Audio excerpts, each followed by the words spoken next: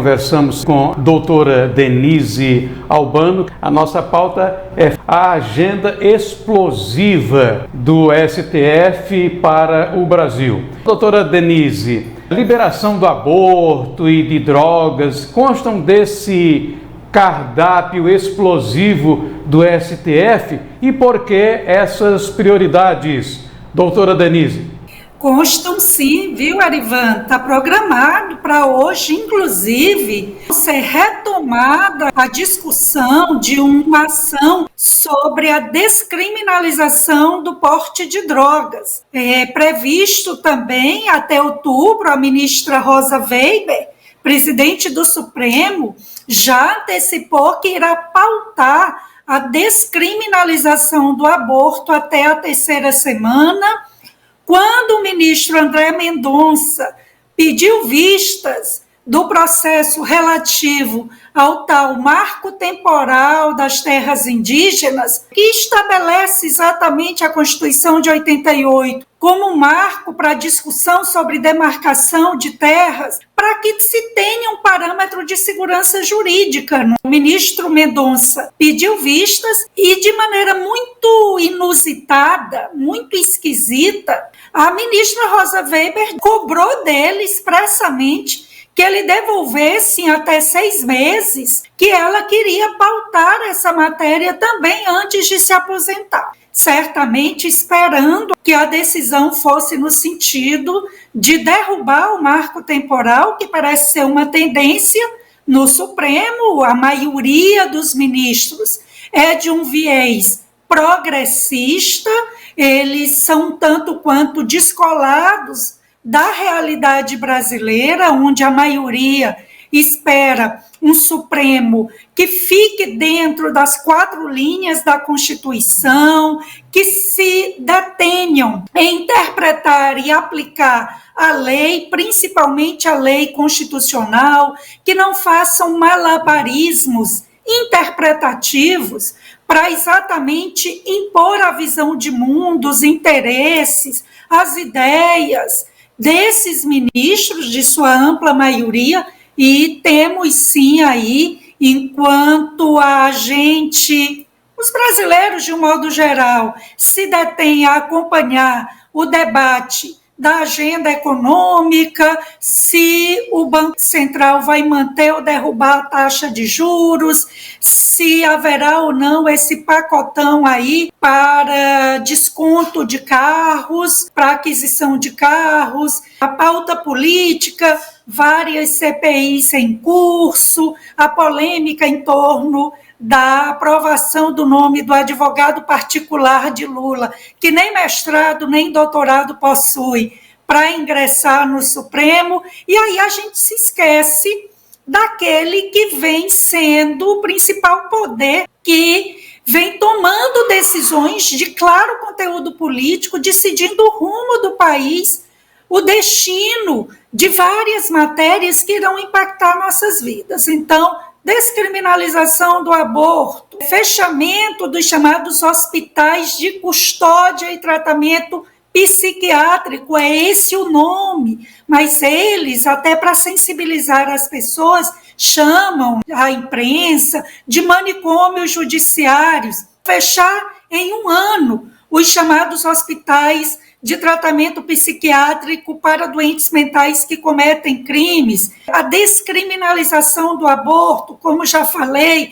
a liberação, descriminalização total do porte de drogas. E é esse, sem dúvida, aí o pacote explosivo que a mais alta corte do país vem preparando para todos os brasileiros. Doutora, além desses pontos que a senhora falou aí, descriminalização das drogas, da aprovação do aborto, do fechamento dos hospitais de custódia, tem também aí agora uma enxurrada de medidas do STF, soltando centenas e centenas de criminosos, pessoas que praticaram crimes os mais absurdos, homicídios, de toda ordem, tráfico de drogas. Como é que a senhora vê, doutora Denise Albano, essa liberação às centenas e centenas de criminosos de alta periculosidade em presídios de todo o país?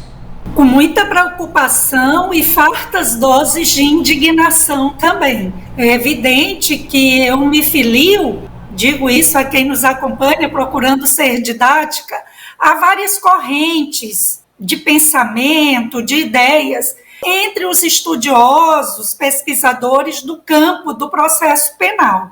Há correntes mais extremistas, que são aquelas que pregam que bandido bom é bandido morto. Na outra ponta, aquela que vê todo criminoso como uma espécie de vítima da sociedade e que o sistema penal é opressivo. Olha essa decisão aí do Supremo para fechar os hospitais psiquiátricos, os hospitais de custódia para doentes mentais que cometem crimes graves. Porque se são delitos menores, muitas vezes eles são encaminhados para medidas de acompanhamento ambulatorial, sem que necessariamente ocorra aí a internação. E o que a gente constata, sem dúvida, é uma espécie de sepultamento nos dias que correm de um senso de proporção. Então, há uma corrente que defende o fechamento das prisões, a abolição do sistema penal, que todo o sistema penal, as prisões, os hospitais de custódia são opressivos.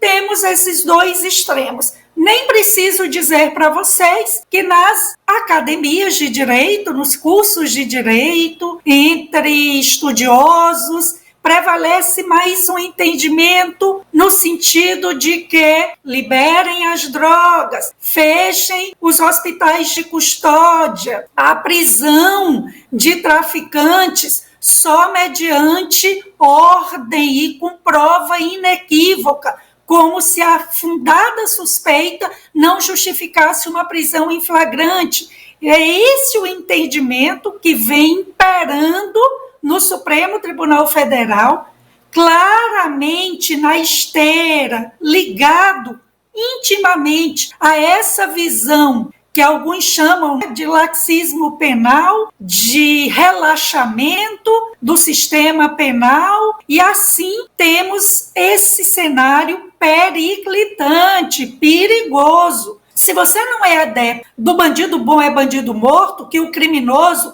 responda a um processo e, comprovada a sua culpa, que cumpra a pena até o final, sem facilidades. Repercutiu bastante a liberação. Veja que não faz tanto tempo a garota lá, Isabela Nardoni, foi assassinada, a madrasta e o pai condenados, e a notícia que saiu recentemente é que sua madrasta já vai ser liberada aí da prisão. Não defendemos uma lógica de um sistema penal extremamente rigoroso, punitivista ao excesso, mas equilibrado. Então, me filio a uma corrente chamada do autêntico garantismo, não esse garantismo aí que só favorece criminosos poderosos, que podem bancar ricos advogados, influentes e caríssimas bancas de advocacia.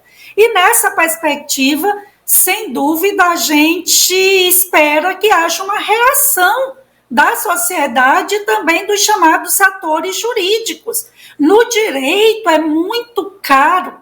Eu dizia numa participação anterior que a imagem que mais é associada ao direito é a balança, indicando o quê? Equilíbrio, ponderação, proporcionalidade. E como você pontua, Erivan, enquanto temos milhares, centenas de pessoas sendo perseguidas, muitas centenas presas sem individualização da culpa, centenas denunciadas por opinar, como você disse, por demonstrar uma preocupação com os rumos do país, temos aí criminosos perigosos sendo postos na rua, prisões em flagrante sendo anuladas, sob o pretexto de que faltavam fundadas razões, de que essa prisão em flagrante foi por preconceito racial, foi por discriminação. Ora,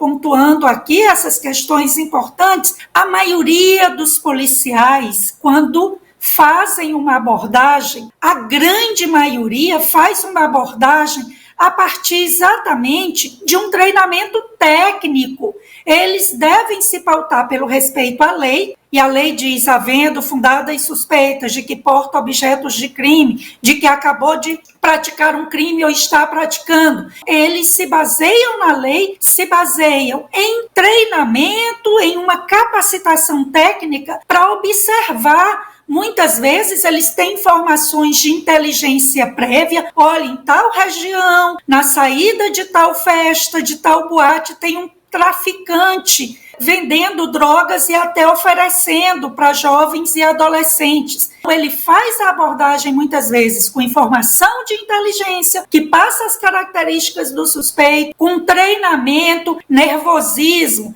pessoa que fica o tempo todo fora do local onde a festa ocorre. Ora, se você vai para um local, você geralmente quer ir acompanhar o show, a apresentação. E quem fica fora comercializando expõe seus produtos. É triste a gente constatar que a mais alta corte do país hoje relativiza a legalidade, avilta nossa ordem jurídico-constitucional e ajuda no discurso anti-polícia, anti-atuação adequada dos órgãos de controle penal, a necessidade de hospitais psiquiátricos, que de fato o que vai ocorrer é que pessoas com graves problemas mentais, que já mataram, que já estupraram, já abusaram até crianças, vão ser postas na rua para um tratamento ambulatorial pelo SUS, quando bem sabemos que não há condições adequadas, que se busque exatamente meios, políticas públicas, programas e ações para um atendimento mais adequado a essas pessoas, mas não a abolição total. Então, eu acho importante a população, para além das questões políticas e econômicas, acompanhar com atenção isso que está acontecendo, se manifestar, repudiar, porque